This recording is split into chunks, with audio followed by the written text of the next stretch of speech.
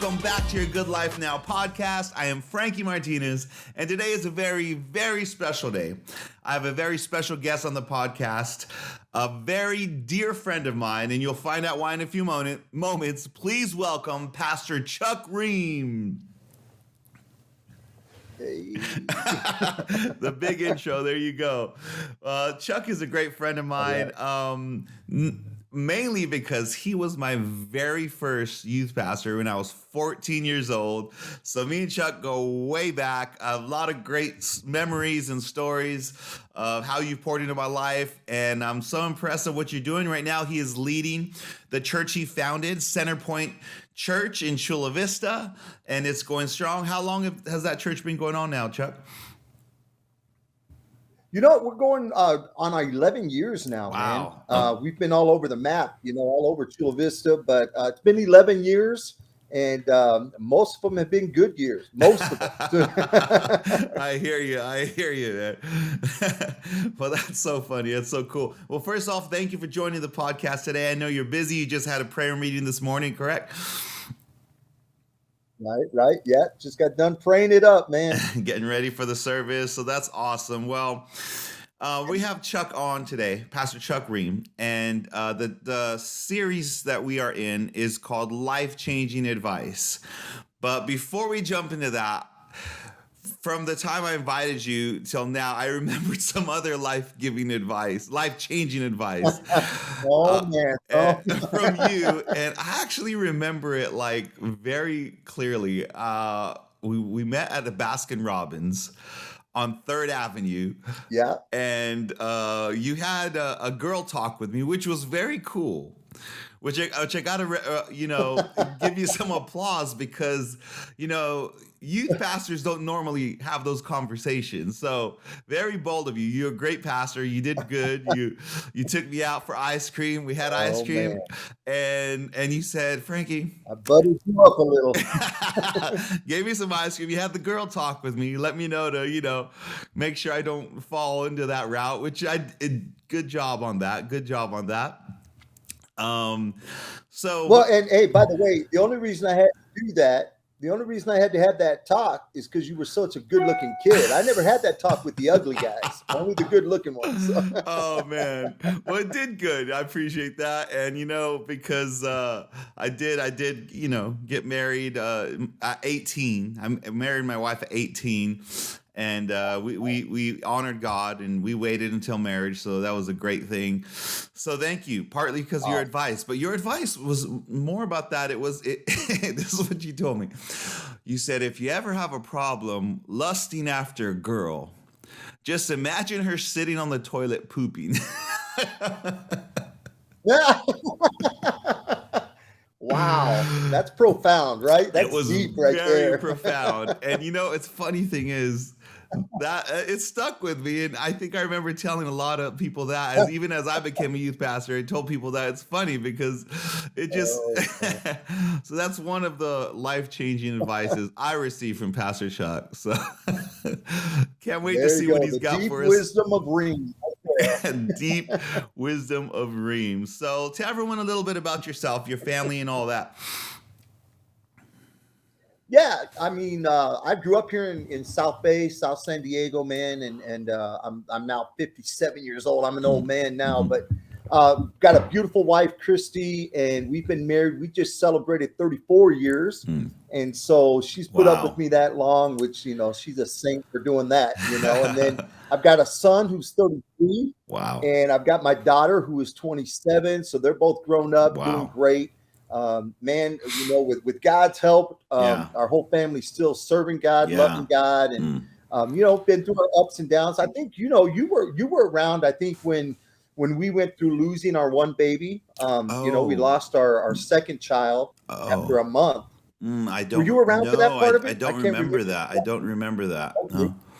All right, yeah. We after Caleb, we had a son, Cody, who after a month he passed away, and so pretty rough time, obviously, in our lives. And I'm not gonna lie, there was some questioning of God, and some tough moments between my wife and I. But man, with God's help and just trying to stay on track, man, It's good. Yeah, So I've yeah. been doing this whole pastor thing for 34 years, Wow.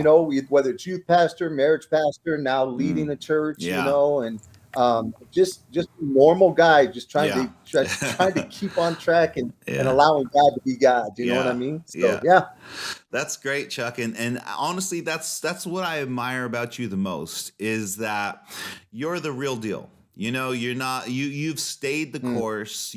I've known you for many, many years, and you have a life of ministry, a life of pastoring behind you. And just as you shared, there's obviously some low points, some hard points, some I don't understand what's going on, God points, but you stayed the course. yeah. Here you are pastoring. So I don't know, before we get into the life-changing advice, which this might go into it anyway, but what would you say is part of your secret of being able to stay the course for so long? And I don't want to try to sound all religious, Yeah, you know what I yeah, I mean? hear you. But honestly, I'm actually preaching tomorrow about how you've got this whole Christmas season, and you've got the Mm. angels constantly having to tell people, "Hey, don't be afraid. Hey, don't be Yeah, afraid. yeah. Hey, you've got Mary, you've got Joseph, you've got the shepherds, and in every situation." They just kind of, even though they had every right to be afraid, every right to run, every right to Mm. quit, whatever, humanly speaking, there was one thing they all had in common, and I think it was just faith, man. It was Mm. just believing that God is really in control, Mm. believing that God is bigger than my problems, Yeah, believing that God has a plan, yeah, and I don't have to understand it. yeah, If I really believe that, then I don't have to like it. I tell yeah. people all the time, you don't have to like what God's doing, Yeah, yeah. but just stay faithful to it, because Mm. He's got the big picture, right? We've Mm. got this little narrow vision of Yeah, what we think life is, and He's got this whole eternity picture. And so that's what I've tried to do, yeah, man. It's just during those tough moments. yeah, But I'm gonna be honest with you, man. I'm pretty candid with God. Like, yeah, there's been times where I've said, "God, I'm not getting this. I yeah, don't like this. You're gonna have to yeah, get me through this because I want to yeah, quit. I want, yeah, But so I would say, without trying to toot my own horn or yeah, try yeah, to yeah, sound like I'm, the next pope, yeah, and I just, faith that God is who we really believe He is, who the Bible teaches He is, yeah, and then staying true to that has helped me through. I'd say it helps me through the difficult times, yeah, and it keeps me level headed during the good mm, times when things are blowing and going. yeah, Instead of being too impressed with myself, yeah, I try yeah, to stay impressed with God, yeah, because yeah, He's pretty good at reminding. yeah, Whenever I get too impressed with yeah. myself, He's pretty good That, at reminding me of who's really good. You know what yeah, I'm saying? yeah, yeah. No, that's very good, very good. And it kind of reminds me of last week. I shared one of the life changing advices I received, and it was from another pastor friend of mine. He told me, "Don't take success or failure personal, but war by principle."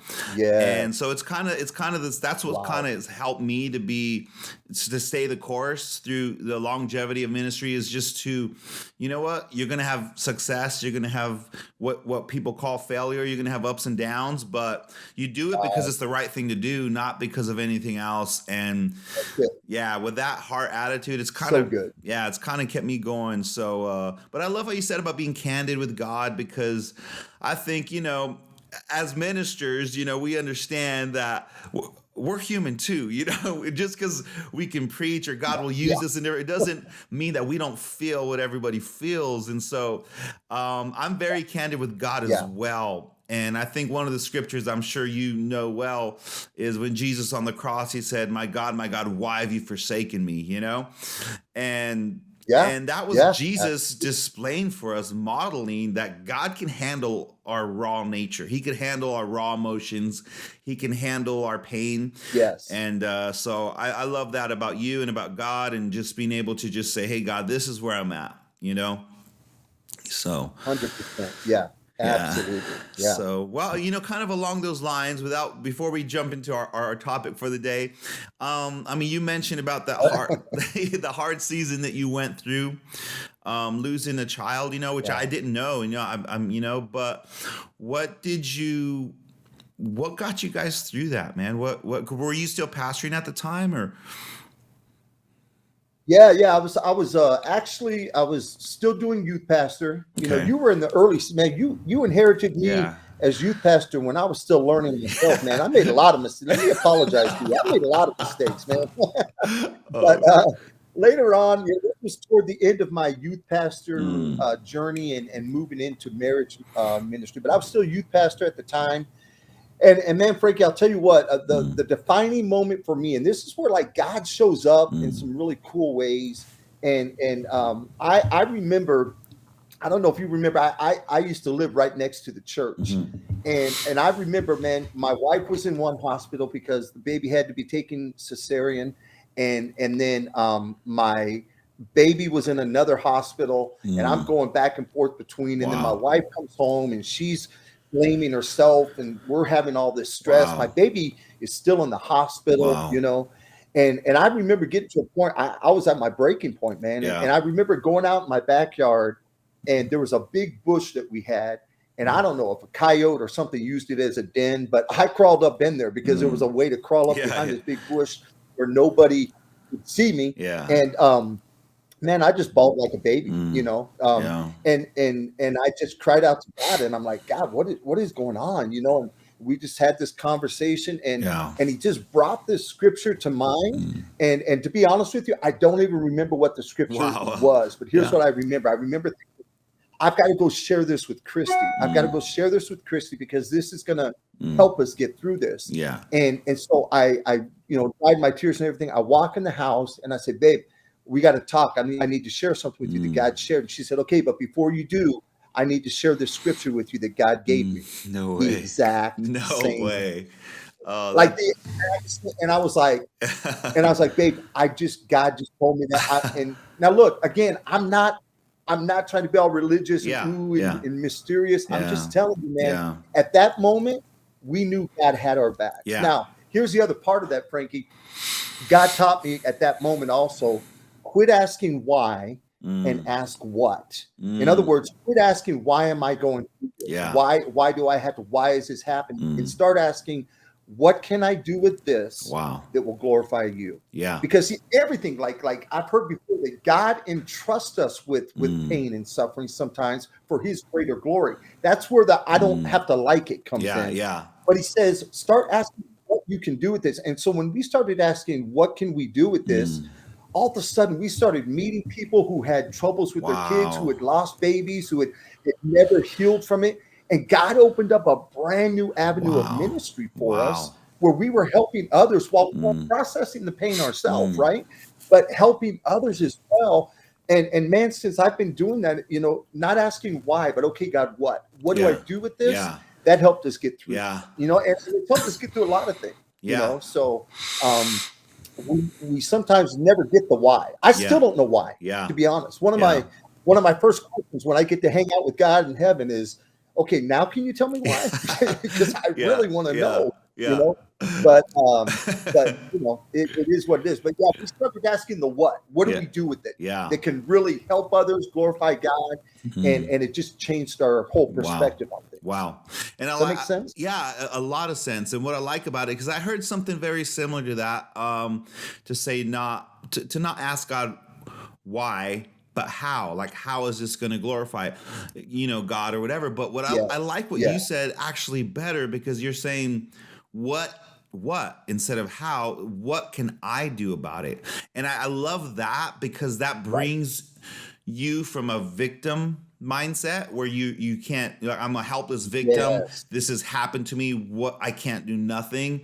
But when you say, what can I do, Right. then you're now back into an Yeah. empowering state. You're like, I'm taking the lead, I'm not a Bingo. helpless victim, I'm gonna do something. I'm choosing to do, instead of waiting on some opportunity or some door to open or some, Right. by saying, Yeah. what can I do about it? Because that's the beauty, I think, about Yes. how God leads us. He always wants us to do it, and we think like God's just going to open the door, but it's us. Yeah. It's Yeah. that combination of God putting the desire, but Yep. we got to do it. So, I really love that answer. Right. Yeah, I love how it empowers us Well, to good. Yeah. to get back in action. So that's awesome. And thanks for sharing that. I know that's, personal, but I think it's going to help people hearing this podcast, listening to it, because That's good. yeah, people listen to podcasts. They never know, especially an interview. We cover so many topics, and it's like that could be the game changer for somebody. So that's going to be awesome to hear. Very awesome. Okay, well, let's jump into here. Here we go. Drum roll. Life-changing advice. So wait. Before we do, we're not going to talk about your Led Zeppelin hairdo back in the day. We're just going to skip all over that, or what? Yeah. I did. I one day I have a photo. Of it. I gotta post it. I haven't shared it on the podcast page, but yeah, I had very long. Oh, hey. People listen to this podcast. Keep writing him until he posts that picture. You got to see it. Yeah, I do have it. And it was right before I met you. And well, if we're gonna go there, I remember another time we went on this youth camping trip with you, and it was like it was a hardcore youth camping trip. It wasn't youth camp. We summer camp was awesome. That was great. Yeah. This youth camp, it was so cool too, but. I remember I tell this story all the time because we just had a fire and we all slept around the fire in our sleeping bags. Well, my sleeping bag was totally ripped. Yeah. So I remember going to sleep in my sleeping bag. And when I woke up, I open my eyes and I'm sleeping on the dirt, and I see my sleeping bag over there in the distance. And I'm like, so talking about my long hair, it was covered in dirt. I'm like, what the heck? It was funny, man. That was a good time. That was a good time. I'm still friends with a lot of people that we met there at youth. So it's very, cool. It's very awesome. It's very awesome, but good times, good memories. I appreciate it. So here we go. This series is life-changing advice. It's just simple, some one-liner, some sentence, something that kind of impacted you, and someone told you that kind of stuck with you, sticky advice, So, Pastor Chuck, what's one of the best pieces of advice that you received that kind of impacted your life? Yeah. You know what? Probably one of the biggest pieces of advice came from my youth pastor. I was in high school. I was going through that whole, I'm a Christian, want to do the right thing, but I also want to fit in. Who doesn't want to be popular? And I was going through that, man, and trying to figure out, how to blend the two and how to mix the two. And I was making some pretty bad decisions because I was trying to be what everybody else wanted me to be. You know what I mean? Yeah. And to be honest, but my youth pastor took me out. I don't know if he took me to Baskin Robbins, but he took me somewhere, and he said he gave me one piece of advice that really just, man, it hit hard and it hit home. And he said, Chuck, never apologize for being you. And then he shared Ephesians 2:10. You're God's masterpiece. Wow. Like every single person, God says, is a masterpiece. And like the Mona Lisa doesn't, apologize for having a crooked smile. And, Picasso's don't apologize for being all over the place because they're masterpieces. And he said, quit apologizing for being you. Never, just be the best you that you can be, because you're the best you that God made you to be. And man, that honestly, Frankie, it not only like set me straight, but it kind of freed me from trying to be all, because you forget around this crowd, I'm this person, around this crowd, and you forget, and like, oh wait, who am I here? And I was, from that point, man, I just started just being me, quit apologizing, and just was the best me that God made me to be as far as I could be. And man, it freed me up, and I think it made me more genuine, and like people like able to trust me more. And they knew, like good or bad, this is who it is. This is who Chuck is, and man, it was just such an empowering moment for me to realize I don't have to apologize for being me, because God made me for a plan, for a purpose, and I'm a masterpiece. So now, can I share one cool story how God put the exclamation point on this? Please do. So you know how it is, right? Like, God, like, so you had this revelation, this moment where like, okay, I'm not going to apologize for being me, but it's still tough, right? When there's one thing in theory, and then to actually apply it to your life, it's like, oh dang, this is a lot harder than I thought, right? And so I'm telling a few of my boys back in the day on the football team, hey, like one of the things I said, like, I'm not going to go to parties anymore on Friday nights after the game because I just wanted to, not to judge them. Hey, you do you, Yeah. but I just don't feel like I should do that. I'm Yeah. just going to make this stand, right. And so a few of my friends knew it, and we were in journalism class, the newspaper class, and there was a girl in there. I won't say her name because many may know her, but man, I wanted to go out with her so bad. She was beautiful, Yeah, you know, yeah. and I had been kind of like trying to figure out how to ask her out and everything, but I couldn't, you know. And she comes up to me. It was homecoming week. Yeah. She comes up to me during our class, and she says, "Hey, are you going to the party Friday night?" Wow. And I'm like, oh no, you know, like, oh, and I've got this like defining moment, you know, and my friends hear it and they're like, yeah, Chuck, you going to the party? They knew my answer, Yeah, right? You going yeah. to the party? You going to the party? And I was like, oh man. So I kind of just said, I'm like, nah, I'm not gonna go. And they start laughing. And she's like, wait, I don't get it, you know. And I'm like, my head, you know how you know when you're embarrassed, you feel all hot and flushed, and I feel myself getting embarrassed. Yeah. And she's like, wait, I don't understand. Why aren't you going? Why aren't you going? And they're like, yeah, why aren't you going? Why aren't you going? I'm like, oh, you got to be kidding me, you know? And, I'm like, and so I said, like, I didn't do it boldly. Here's exactly what I said. I was like, that's because I'm a Christian, and I just don't feel like it's right for me to go to parties, you know. And I was just devastated, red, you know. And the guys are like, woo, yeah, woo, preach, woo, and they're laughing, making fun of me, and I'm just like, I got to get out of this room. Yeah. And all of a sudden, the girl says, "Hey, you guys, shut up!" Wow. And I kind of perked up, and then she said this. She said, "He's more of a man than you'll ever be." Wow. And I thought, yes, I am. I'm not sure why, but yes, I am. You know what I mean? And then she said this. She said, "At least he stands for what he believes in." Wow. And I was like, whoa. And they all kind of got quiet. And then we just kind of talked. Now, look, I never got to go out with the girl. She was a party animal. She didn't want anything to do with church or anything else. Yeah. But at that moment, it was like God was saying, hey, you just do you. You be the best you can be. People will respect you, will like you.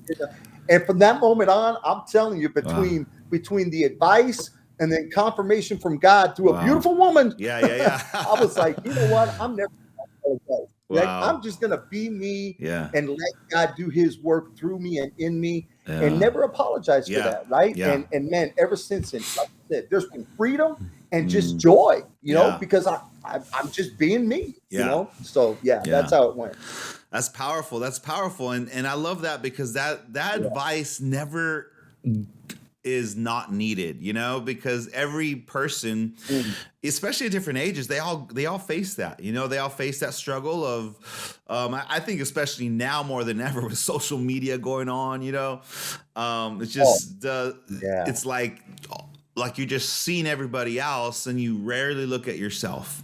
So you're seeing everybody else's highlights. You're seeing everybody else's great life and you can't see yourself, you know? So I think that's why other people could believe in you more than you if you're not careful because they see your greatness, they see your gifts, but you can't, you know, unless you have a mirror, you know? So I mean,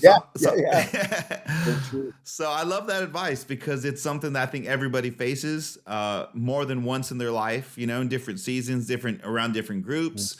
But I think one of the big enemies that is maybe fueled by social media, but even without social media, it was around is comparison, you know, comparing yourself with other people, because it comparing yourself kind of devalues that masterpiece that we are, you know, it kind of devalues it or makes us devalue it. So I don't know, how have you been able to keep comparison from distracting you from who you are?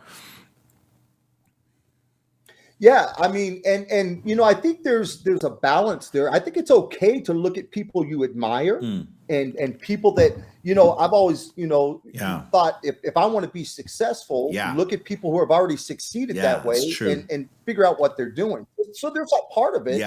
But again, it goes back to I wasn't made, you know, like my wife, you know this, my wife, she's got a beautiful voice. She sings like, and I love singing, but I've got the worst voice in the world. I mean, you're an incredible guitar player. I don't know what other, maybe you got other instruments too, but I know you can shred on the guitar, right? And I can look at that and admire that, but but that's not who God made me to be. Yeah. And that's Yeah. kind of the reminder, like, no, that's not, but that's, I'm not to be Frankie. Like, Yeah. and I think what I've tried to do is celebrate other people in their Mm. success Wow. instead of comparing and trying to Wow. emulate. You know what I mean? Wow. That's So I great. can learn and I can grow.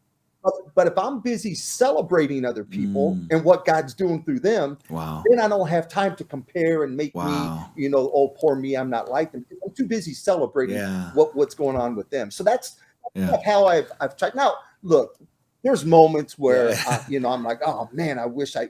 Yeah. I mean, we all have, Yeah. right? Yeah. It's a constant, Yeah. checking, Yeah. right? But like I said, for the most part, what I've tried to do is to celebrate Yeah. other people in Mm. their success, and then I don't have to compare it to Yeah. because we're different. So Yeah. that's kind of what I've tried to do. At least. Yeah. I like it. That's a great tool to have in the bag, right? A great tool to have is to remind yourself to celebrate instead of compare. That's great. I like that. We'll have to put that in a cool quote. Right. Tag you in it. Chuck Rheam's, what do you call it? I don't know. Celebrate over compare. I don't know. It doesn't sound catchy. We got to make it sound. Yeah. Right? Just put it right below. Imagine her pooping on the toilet. Yeah. Those are my two big quotes. Two biggest life-changing quotes, man. We got a few more. You got a book coming, so yeah. So okay. So being yourself is great. Great advice. What would you say to somebody who's having struggle discovering like who they really are, like what their purpose is, and it's hard to be yourself if you don't know who you are? What do you any advice for someone like that? Yeah. I would think that sometimes we overcomplicate it, and I know there's another pastor, Rick Warren. He's got this thing called SHAPE. And depending on who the listener is, they might not understand the first letter, spiritual gifts, because that's the whole Christian, if you're a Christian and all that. But even if you were to take that part out for right now, even though I think it's part of it, and just look at the other parts to SHAPE, your heart, your abilities, your personality, and your experiences. Like it's not a big mystery. There's certain things that you just enjoy doing, right? Yeah. There's certain abilities that just come natural to you. You have you may be shy, you may be outgoing, you may be boisterous, you may be not. Like, what is your personality? And then experiences. Those kind of things to me make it real simple to like, okay, well, like then this is where I always give the illustration. I always have like I have a pencil and a shovel, and I'm like, now look, if I wanted to dig a hole, which of these two would I use? Now, could I dig a hole with a pencil? I could, but it would be more work. It would be frustrating. It would be tiring. It would be exhausting. Or I could use a shovel. And guess what? With the shovel, it's still going to be work, but it's going to be less work. It's going to be more fulfilling. I'm going to get more accomplished. Why? Because the shovel is made for that. The shovel, it has the personality. And so I think if we just kind of look at okay, what kind of personality do I have? What are my experiences? What do I enjoy doing? Instead of, and I'm going to say this, Frankie, too many times, especially as Christians, I think Christians try to be too spiritual. Like they try to over spiritualize everything, and they try to be that spiritual. Talk about comparison. I'm supposed to like this, or I'm supposed to, instead of. You remember Dave Rodriguez? He was one of the assistant youth pastors. At our church. You would know him, and I remember him saying, I never want to be a vocational pastor. And he said, I'm good with my hands and I'm able to fix appliances. And he said, but you know what I do? I use that every time I go out to fix appliances. I enjoy it because I love putting things together. And then I get with my friendliness and my, my love for God, I get to show people like, hey, God's there, but it's through fixing appliances. It's not through preaching or whatever. And I think what I loved about that was, he was just enjoying doing the things he enjoyed doing, right? Like what's something, Frankie, you can't do? What's something you can't do? Like what's something like for me? It's playing guitar. It's dancing. What's something you can't? Dancing. I'm a bad dancer, man. Okay. All right. So imagine if you spend your whole life thinking, no, I'm gonna be on. So you think you can dance and Yeah, win the, yeah, yeah, Dancing with the Stars, and I'm gonna yeah, win that competition, right? yeah, You're gonna be miserable. It's gonna yeah, be embarrassing. It's gonna yeah, be. But if it's playing the guitar, yeah, you can do that for hours, yeah, right? And yeah, just love every minute, even though it's yeah, hard work, yeah, even though it takes time, yeah, even though you have to fight for your. But it's who you are. It's like yeah. your ability, your Mm, experience, your mm, personality, your heart. What do you enjoy? Those are yeah, the things yeah, that make you who you are. yeah, You don't have to try to, pigeonhole yourself. yeah, Just look at those things and yeah. then like fit that into whatever you're doing. Does that make sense? Oh, absolutely, absolutely. I love it. I love it. It's perfect, and for two reasons. One, I'm sorry, got a little voice crack there, man. And re-entered puberty being around you, man. I felt like I was a teen again. Well, Pastor Yeah. Chuck. I think the two things are first of all, I like how you said what I'm hearing is kind of like focusing on what you love. You know, what you love, what you're born to do, Yeah. your passion. That's the key to purpose, and I love that because I believe that too. You know that God has given us all these desires and passions, and God's Yes. will is not what you really don't want to do. You know what I mean? Like for example, I remember back in the day, everyone would be like, I heard people say, I don't want to be a Christian because God might send me to Africa to be a missionary, you know? And I'm like, dude, Right. do you Right. realize there are people who that their dream is to be a missionary to Africa, you know? Yeah. So why would God send Hmm. you who hates it when there's someone who's born with that desire? So I think the key to finding yourself Absolutely. and purpose is what you're saying, is to look inward, look at what you love, look at what you're good at, look at what comes natural Yeah. to you, and you just Yeah. explore that, deep dive into that, and Yeah. let God do the unraveling, let God bring the connections, the relationships, and all that. Right. Absolutely. Yeah. 100%. Very good. And I love what you said about the other associate youth pastor as well, because, I think that's it goes with the whole, I don't know, identity, maybe comparison. I think, and I see it starting to change in church culture nowadays. But back in the day, I think the Hmm. old church culture was, if you want to be in ministry, you have to be a pastor. You know, that was like Yeah. the thing. Yeah. And so like, I think that was hard because there was like everybody thinking they're going to be this great pastor, and growing up, and you realize Yeah. that now the discovery changed where, you know what, me being a minister doesn't mean I have to stand on a pulpit and preach. Me being a minister means I could fix appliances, I could build a home, I could, Yep. because and I'm starting to see different ways to really bless people and let God use you in ways that aren't on a pulpit, which is not to negate that or say that that's it. Everyone has their strengths and opportunities, and you got to do with what God opens up for you. But I just remember vividly, Right. I have so many adult friends that are living in disappointment. Like, I thought I was going to be a pastor. I'm like, well, man, you are Yeah. pastoring. You're pastoring your family. You're pastoring Yeah. I mean, and these are successful people Yes. that own like companies and have many employees. I'm like, you are like the pastor of your Wow. company. Your pastor, you're discipling your Yes. employees. That's exactly, and it's having greater impact sometimes because they're with them all the time, all the time. So I love that. I Yeah. love that. Well, who was it? I can't remember. There's somebody, and I'm not going to remember who said it, but he said, daily share the gospel, and when needed, use words. I love And that. his whole point behind it So was, good. his whole point was like on a daily basis. I'm going to tell you right now. Ask anybody in my church Mm. what I preached on 2 weeks ago. Yeah. My wife won't even know. What I preached on 2 weeks ago, Yeah. right? Yeah. But It's you funny. asked me 2 weeks ago about somebody who did something kind for them or met Yeah. a need that they had Yeah. or said a kind word.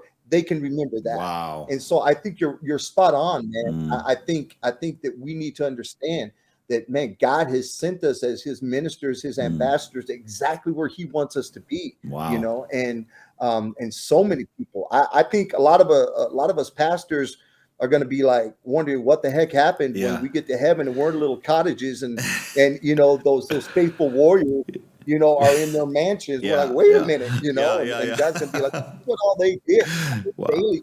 wow, So yeah, 100%, that's man. I great. just think, like I said, it goes back to not apologizing for who you Mm, are, man. Take who you are, embrace it, enjoy it, and just, thank God daily. Get up, look in the mirror, and say, man, look at that masterpiece, and wow. then get to being the masterpiece God made you to be. I, I, That's it. I'm telling you, it's a lot of joy, a lot of fun that way. Yeah. A lot of fun.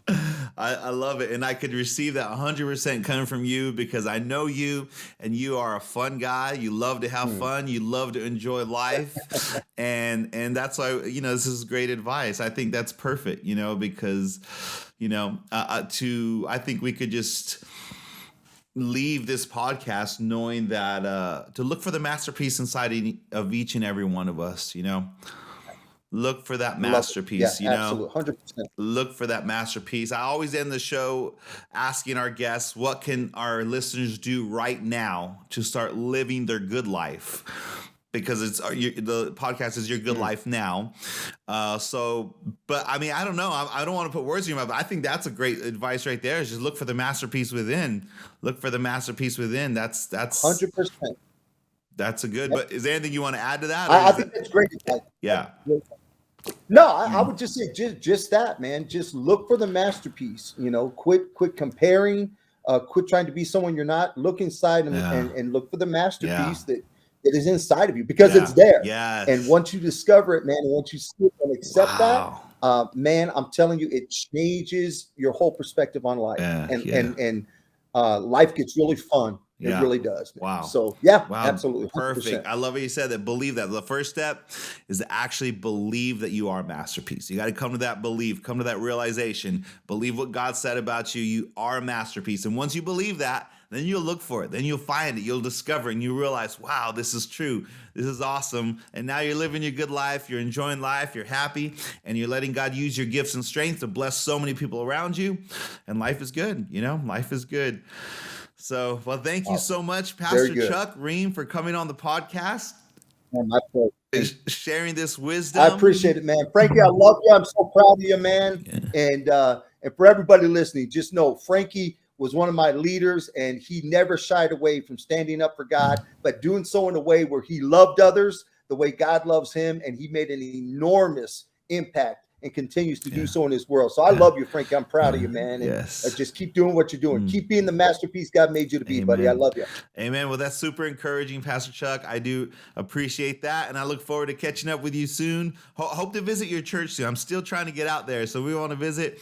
So for our listeners, if you are on Instagram, you can follow Centerpoint. It's POINTECV. Centerpoint CV is on Instagram. You can follow Pastor Chuck's church and check him out there. He has YouTube services as well, I believe, right? You're streaming your services, so you can check him out there. He's a great man of God. He comes with a lot of respect, and he has walked the walk. He is not just talking the talk. He's lived it. And so, man, thank you again, Chuck. It was a great time. So thank you for being all on right, here. Man. I enjoyed it. And to all our listeners, as always, cheers to your good life. How it feels when you living that good life. I'm just living that good life. I'm just living that good life. I'm just living that good life. Good life.